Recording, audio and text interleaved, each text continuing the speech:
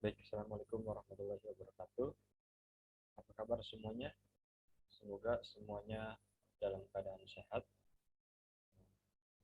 Baik, anak-anakku, sebelum kita memulai pembelajaran kali ini, marilah kita berdoa, berdoa menurut agama dan kepercayaan masing-masing. Berdoa dimulai. Berdoa selesai. Ya, anak-anakku, di pertemuan sebelumnya, saya sudah memberikan materi mengenai bab 1, yaitu teks laporan percobaan. Nah, seharusnya hari ini kita itu uh, akan melaksanakan pembelajaran melalui Zoom. Namun karena hari ini saya ada keperluan, jadi Zoom-nya itu nanti kita agendakan lagi.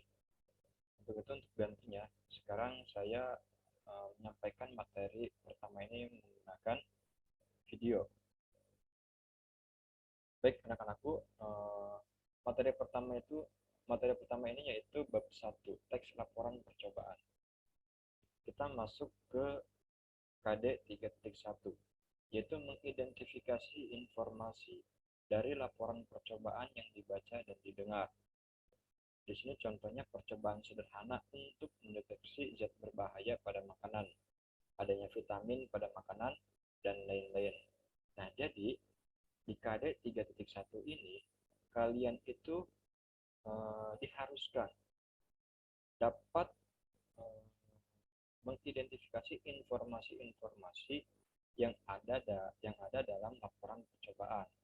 Nanti teksnya ada ya, teksnya ada. Nanti teks yang sudah saya berikan atau yang saya tunjukkan kepada kalian, kalian cari informasi yang terdapat dari teks tersebut. Nah, seperti itu. Jadi KD 3.1 mencari informasi-informasi yang ada di teks laporan percobaan. Baik, kita lanjut. Nah, di sini ada pertanyaan, apa itu laporan? Jawabannya itu suatu bentuk penyampaian informasi, data, dan berita baik secara lisan maupun tertulis. Nah, itu laporan. Nah, saya yakin kalian semua itu eh, pernah membuat sebuah laporan, baik itu secara tertulis ataupun secara lisan ya. Mungkin mungkin sering itu secara lisan. Contoh misalkan seperti ini. Kepada orang tua kalian seperti ini. Bu, saya sudah membersihkan tempat tidurnya. Nah, itu apakah bentuk laporan atau bukan? Ya, itu bentuk laporan berupa informasi bahwa kalian itu menyampaikan saya itu sudah membersihkan kamar tempat tidur loh. Itu informasi. Jadi setiap informasi yang kalian berikan, data yang kalian berikan, itu termasuk ke dalam laporan. Oke, selanjutnya. Sedangkan pengertian dari teks laporan percobaan yaitu teks laporan percobaan adalah teks yang dibuat dengan isi menyampaikan hal-hal terkait percobaan yang telah dilakukan oleh peneliti. Teks laporan percobaan umumnya dibuat untuk melengkapi suatu proses yang dilakukan atas dasar teori pengetahuan. Misalnya, seperti untuk percobaan, karya ilmiah, atau laporan praktikum. Nah, bisa kalian simpulkan ya. Jadi, teks laporan percobaan ini ya dibuat untuk menyampaikan kesimpulan dari apa yang kalian coba. Contoh misalkan seperti ini. Kalian membuat sebuah uh, praktik, membuat praktik misalkan. Perbedaan antara tanaman yang terkena sinar matahari dan yang tidak terkena sinar matahari. Nah, itu ada gak perbedaannya? Pasti ada. Contoh misalkan yang simple deh, yang sederhana. Tanaman toge. Toge tanaman atau sayuran. Nah, yang intinya tanaman ya, toge termasuk tanaman mungkin ya. Jadi gini, kalian membuat sebuah praktik atau percobaan. Membuat sampel A dan sampel B. Sampel A itu tanaman toge yang terkena sinar matahari, sedangkan sampel B itu tanaman toge yang tidak terkena sinar matahari. Nah, dalam beberapa hari kemudian, apakah ada perbedaan antara tanaman toge yang terkena sinar matahari dan yang tidak terkena sinar matahari.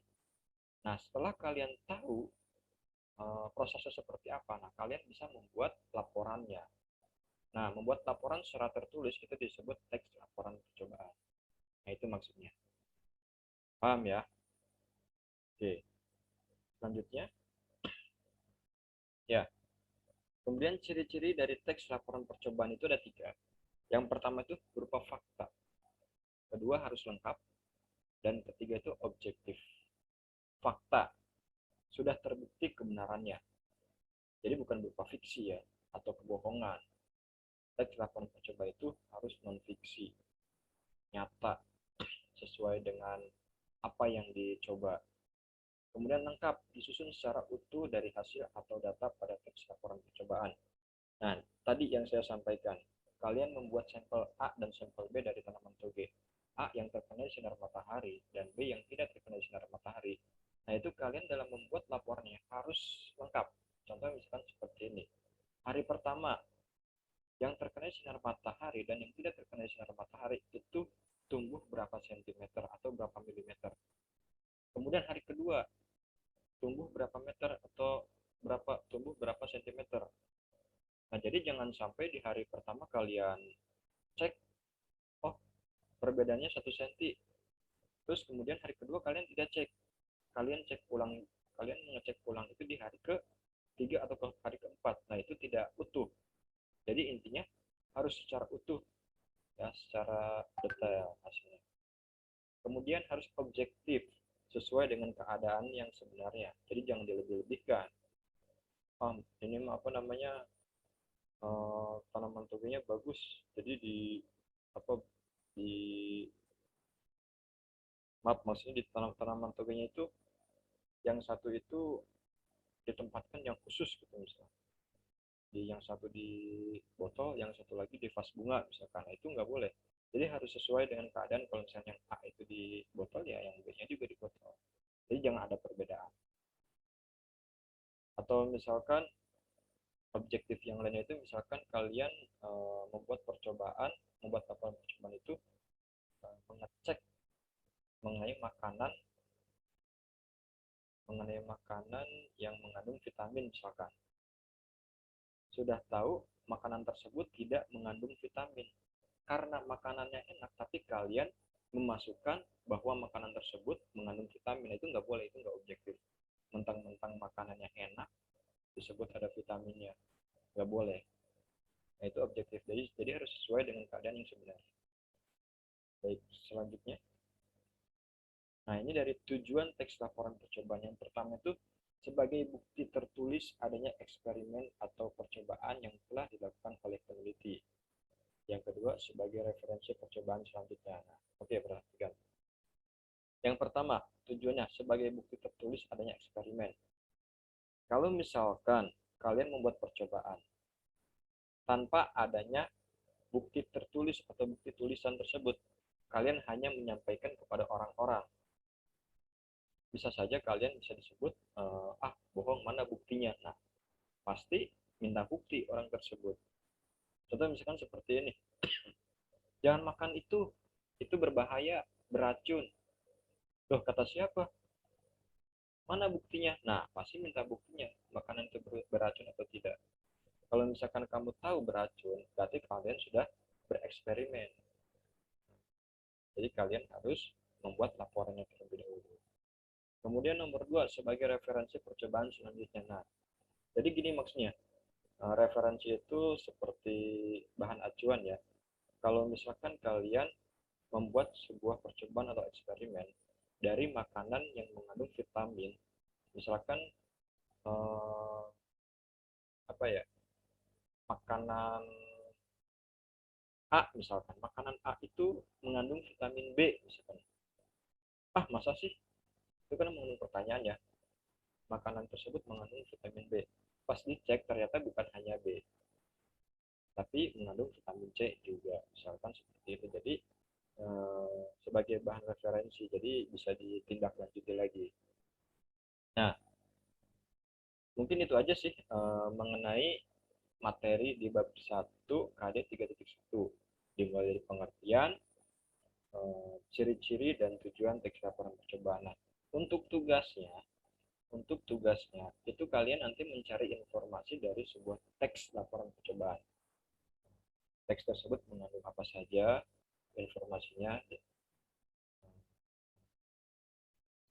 Intinya sih teksnya itu nanti akan saya berikan dan tidak di hari ini juga.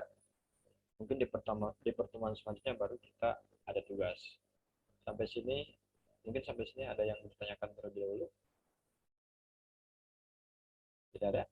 Oke, kalau tidak ada, mungkin Bapak cukupkan.